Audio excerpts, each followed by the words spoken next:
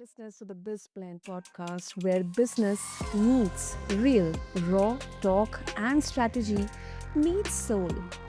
I'm your host, Sana, as always, and today we are diving into something, a topic many leaders, founders, CEOs, they will avoid until it is too late. Well, we are going to talk about CEO disease and founder syndrome. Now, let me ask you this. What happens when the leader becomes the bottleneck? When the vision that once sparked a movement begins to limit growth? And listeners, joining me is Nico Van de Venne. Let me share a bit about Nico with all of you. So, he's an award winning leadership coach known for helping high achieving CEOs and founders navigate the hidden layers of success. He's got a talent for surfacing the conversations that don't happen in boardrooms, but they desperately need to. And this episode is not just about leadership, listeners. It's more about inner leadership. It's about blind spots, burnout, and also breaking the myth of infallible founders. So let's quickly dive in. So, Nico, welcome to the show, and I'm really, really excited for our conversation today. Thank you for having me, Sana. Ah, wonderful, wonderful. Okay, Nico, let's understand about both the terms. You work with powerful leaders who often struggle in silence. So, for all of us, if we can help us understand what exactly is CEO disease and why is it so pervasive, especially among high achievers? Yeah, indeed. Well, let me ask you another question, if I may. Um, how do you look at leaders in that position, in executive or founder? How do many of us look at them? It's a rhetorical question. Most of us look at them as being those powerful Got it. foundations or statues that run the company. They're the boss, and et cetera, et cetera. But we simply forget that they're also human beings. And it's always so fun to see movies or yeah, these episodes of certain shows where a Yeah. CEO is this power person with the tie, white shirt, walks around fully confident.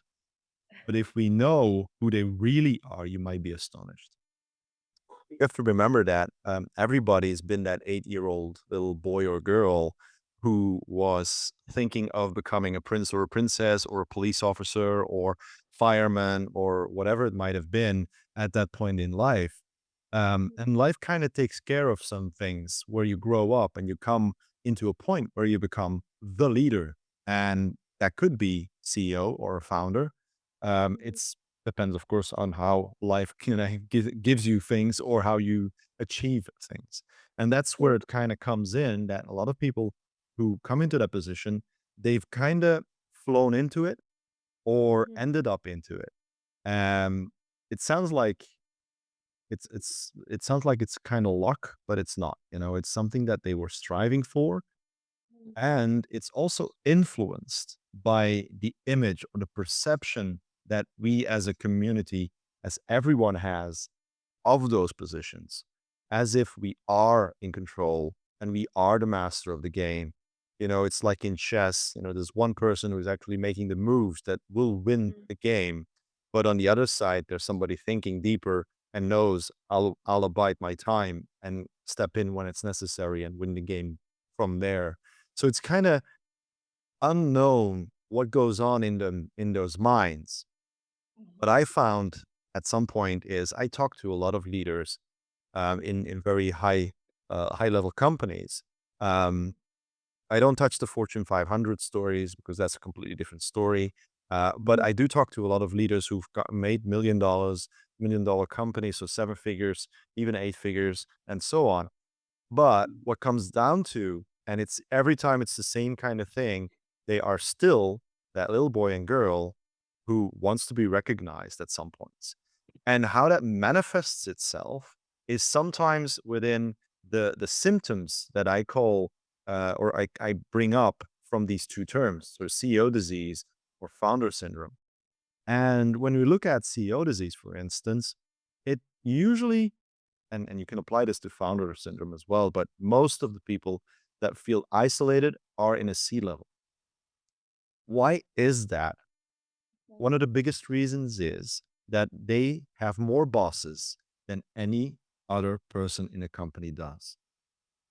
We always see these guys as or girls as being, the top of the game. They're the leader. They should, they plan the strategy. They do all these wonderful things, but they have to report to the board of directors. They have to report to other stakeholders. They have to, the shareholders and so on and so on. So they have a lot more bosses than we have. We usually have just one person, which makes it easier. What comes out of that is isolation. Feel alone. They don't have Yeah. anybody to talk to. It's one thing. Absolutely. I don't wanna go too deep in all the symptoms because there's a lot of them. No, no, no, no, no, no. I absolutely appreciate the fact that you are um, putting out this humanizing perspective, this humanizing side of the leaders, the CEOs out there, because it is absolutely right. Um, it could be a systemic issue or a systemic way of thinking, but they are putting out the fires every day, every moment, and it's kind of that robotic that uh, maybe it's a heavy word, but facade that they're putting onto them. So it is, and sometimes it becomes inevitable. And I absolutely agree with you on this. Yeah, indeed. It's like, you can compare it to a cancer, for instance. A cancer is not always detected right away. It kinda simmers in the body, and at some point, you go for a checkup and something's wrong, or you feel that there's something is wrong in your body, and you go for a checkup, and then they find out that you have the big K. These 2 symptoms or these 2 diseases, I call them diseases because they are so, they live under the surface, and then that's what the disease usually does. When it's most effective in being infectious is when Mhm. it's not there yet, when you don't see it yet. And when it becomes a problem is when these symptoms come up. For instance, for founder syndrome, when a founder becomes adverse to changing or resisting to scale their company. If you have a founder that has a beautiful middle management of say 20 managers and about 400 or 500 people that work for them, and they're at a they kind of hit a ceiling where Mhm. either they let go of the company and become an investor, and you Mhm. put in a C level. Kinda That's kind of the logical step these days to do that, or a COO, just an operational, person. The step to go there, it's their little baby, they founded it, they build it, from scratch or with a partner or whatever, but letting go of something that you've built and you've done yourself, even though it's been years, is difficult for a lot of people. And it also depends on how you stepped into becoming a founder. If you stepped into creating a company out of pure passion or out of pure frustration because you didn't see a solution out there that could help people, and you start building that company up, you have two ways. Either you grow naturally and it's kind of evolution, or you stay small and you say, okay, I don't want to grow.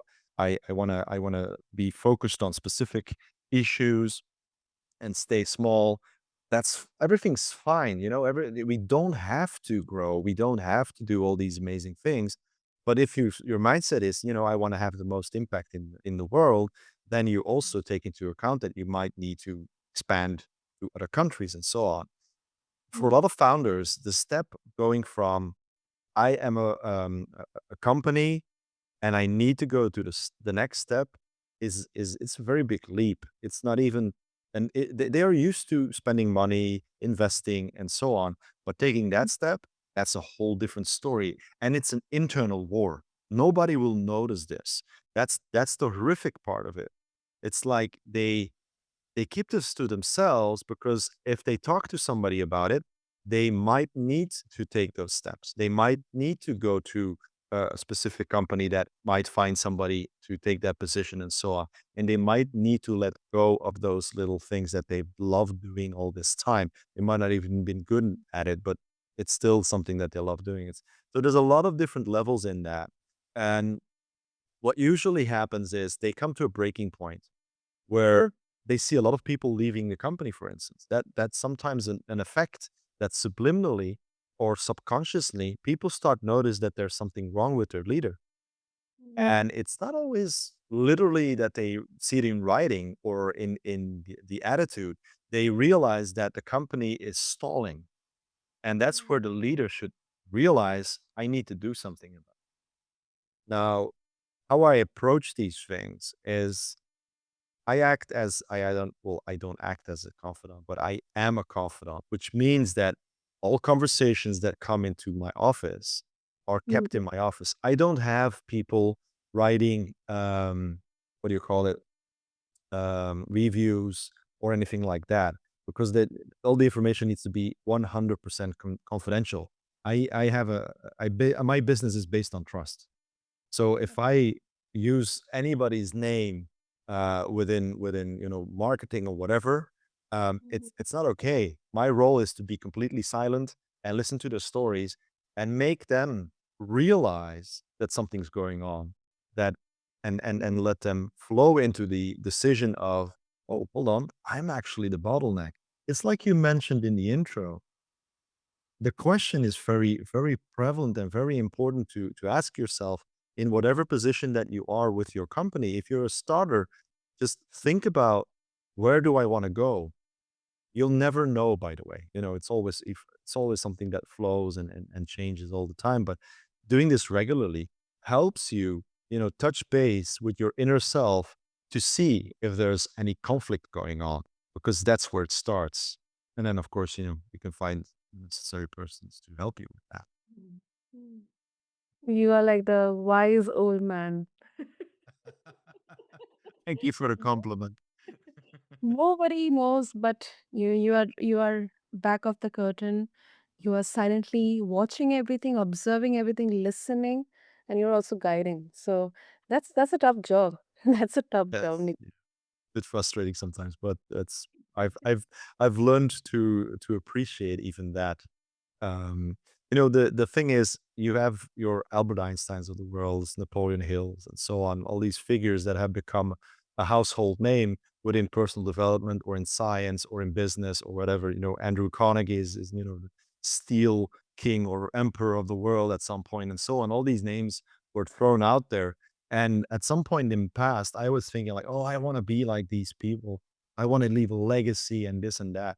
And I started realizing, let me give you a little bit of history on my part. Um, Yeah. at one point, I actually I went in a very deep, full blown depression, and the cause of that depression was twofold. I had become impervious to feelings. I was being lost in a relationship. That was one part, and on the other hand, my career was running too smooth.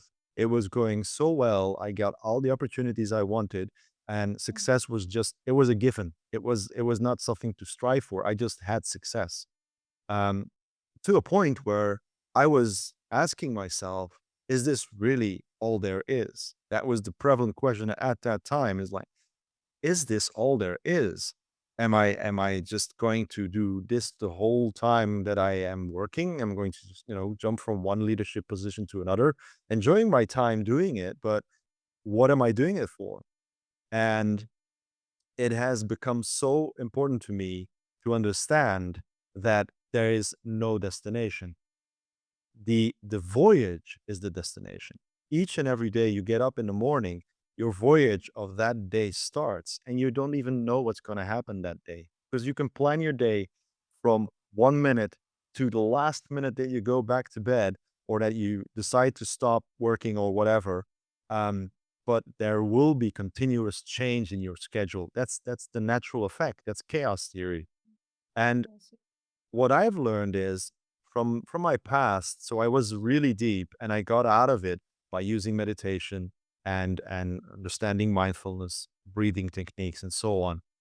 At some point, people were thinking, "Whoa, he's going the woohoo style. He's going to the clouds. He's going to be, walking around on slippers, shorts, and I don't know, Hawaiian t-shirt or something like that." But for me, it was like revelation to understand that us as a human being, the word being is the most important thing. Mm. One moment, and a lot of leaders, they are being lived. They are not being. So they become a tool within an organization, and they kind of lose their own identity, their own why. Why are they getting up in the morning? Because a lot of people ask them to, but is that the good reason? And it's all these kind of things that kind of came together to a point where I said, you know what? I don't care about being a household name. I want to help those people that are in the same position that I was and bring them to a point where they can just get up in the morning and say, today's going to be a good day and I'm going to enjoy every part of it, even the bad parts, even the painful parts, because it's part of life anyway. And that's kind of how my history came to this point where I said, there are so many people out there, and I was looking for a couple of terminologies that might hit, the right spot with a lot of people who don't realize, because this is something that nobody really always realizes that they're in this position. And I came to the point where I said, let's search. Of course, in the age of AI, you kind of jump into one of those prompting things and you say, I'm looking for this and this and this. And then suddenly there is a person in the US who created these terminologies. And I said, it sounds really, really close to what I'm looking for. It's Mm. long term, you don't see it, comes up, its symptoms come up, and then you start rolling and deciding, wow, I'm not doing well. Hmm. And first of all, Nico, you have been there, done that, and that's exactly why you could present the human side for all the CEOs and founders. I just want to understand one thing. Why do you think? Why have you associated the CEO with disease and founder with syndrome? What exactly is the correlation in there? I mean, CEO disease, is it because it can happen with any CEO, or it is not preventable, it is preventable, or it can be only cured? And then about founder syndrome, that these kind could be the signs and symptoms, but you can actually prevent it. I mean, what how exactly it all got conceptualized? It's an excellent question. Uh, Yeah. to me, it was at some point a decision of who are we going to talk to, Yeah. and where am I going to be able to make the most impact? And it's I started a long time ago with individual coaching, with you know family and friends and people I knew and so on. Kind of grew from there. Um, And within my leadership roles in the past, I've done a lot of things in the past. And within my leadership roles, I kind of noticed that employees are not the kind of people that I want to influence. Not that they're bad or anything like that. Not at all. It had something to do with wanting to have an impact on a bigger scale with that one individual. So I started looking at this story and said, who's the guy or the girl who has the most impact on the most people with their example and their attitude. And I came to the point, well, it's entrepreneurs. So entrepreneurs, who are they? Well, they're founders and they're CEOs, because it kind of evolves one from the other and the other from the one. Let's go for that group of people. And then when it came down to finding a real name, that's where I started my search of, these are the symptoms. What can I call this? And at some point, I even got a name for the medicines, or so-called medicine, which would be my program. But I don't do that anymore. I used to have a full blown program, with every date and moment that we would talk and this and that. And I've also learned that people at that level, they are not worried about the finances. They just, when it becomes important to them, the investment is always worth it. What Mhm. they worry about is the amount of time that they need to take, because the only resource that we cannot recycle is time in our life. You know, if I spend 5 days sitting on a log somewhere and not getting anything out of it, it's 5 days that I effectively have lost in my life.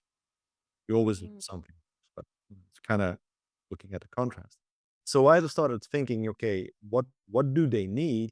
They need a phone number or a Zoom link or whatever that they can use within X amount of time. And that's what I've been doing. I've been telling them, I'm here. You need me? That's the price. That's the amount of time that you get from me. Call me, send me a message. We'll talk. I will listen. I will go from there. They don't need all these long-term and expansive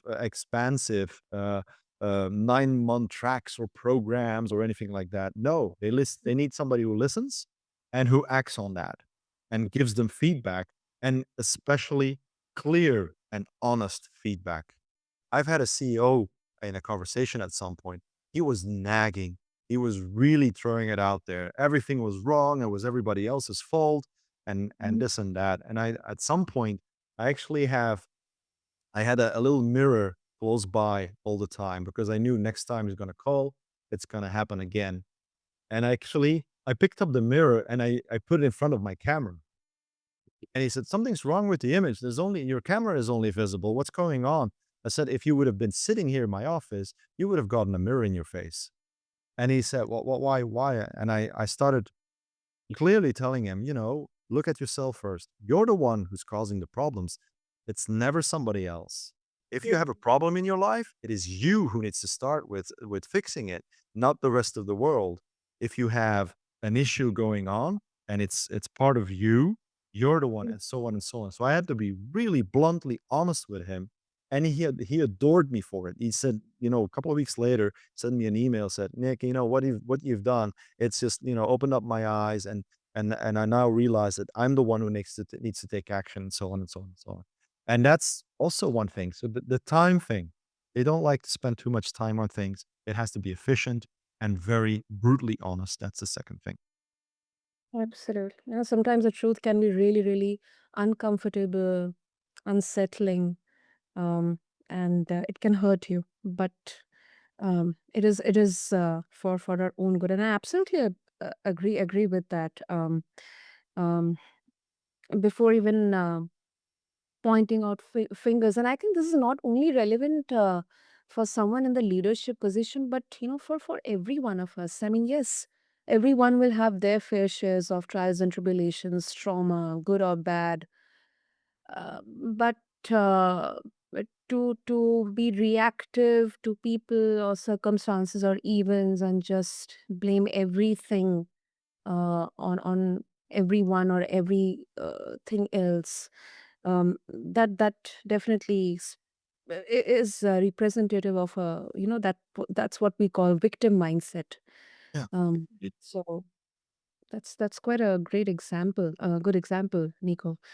So well, I wish we could go on and on because this is such an interesting outlook on especially the leadership discussions. But Nico, if our listeners, they would like to get in touch with you, especially the founders, the CEOs who are listening to this conversation, they would like to connect with you and explore more about how they can be aware about the signs and symptoms, how they can prevent this or how they can cure it with your help, what will be the best way? well, there's two paths that you can walk on. One path is just go to my website, which my full name, just in one word, NicoVandeVenne.com, or find me on LinkedIn. Those are the two best paths to find me. I also have a podcast that I publish every week. That focuses on these two subjects, which is run with leaders who've had experience with these symptoms or these diseases, or it's just a sticker, a name on something, but and you see very clearly that it is something that's out there and it's not talked enough about. So go there and have a listen. Mm. Absolutely. I'll make sure to have all the links in the show notes for our listeners. And Nico, what an incredibly grounding and eye-opening conversation. Um, to all the founders or CEO listening today, I would love to say that Nico helps us recognize any of these patterns in ourselves or maybe our team. And let's pause, reflect, and let's be aware that we are not alone. So, Nico, thank you once again so much. This was absolutely refreshing and lovely. Happy to be here. To all the listeners, just refer to the show notes to connect with Nico. Along with this episode, and don't forget to subscribe to BizBlend, share this episode, and also leave us a review. Until next time, keep blending ambition with awareness. This is Sana signing off from BizBlend. Thank you.